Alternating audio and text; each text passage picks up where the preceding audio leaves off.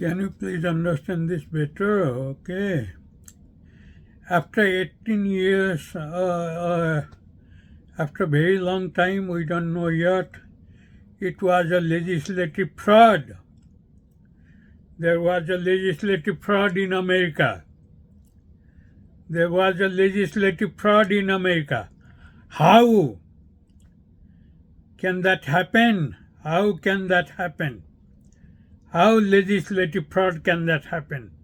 When people cannot go to hospital, when people do not accept to go to hospital, when people do not want to go to hospital, and still the legislation passes and President signs it.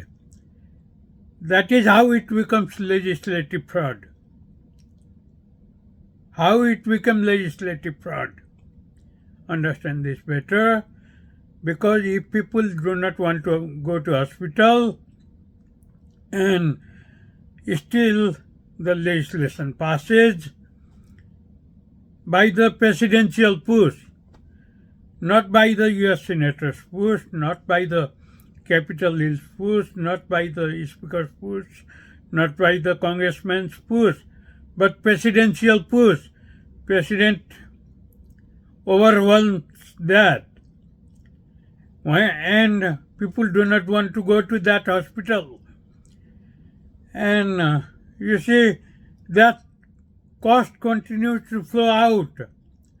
That cost continues to flow out, and President Trump is paying that cost today too. President Trump is paying that cost today too, and that is why government is shutting down. That is why government is shutting down. We have enough money if we do properly. We have enough money if we do properly.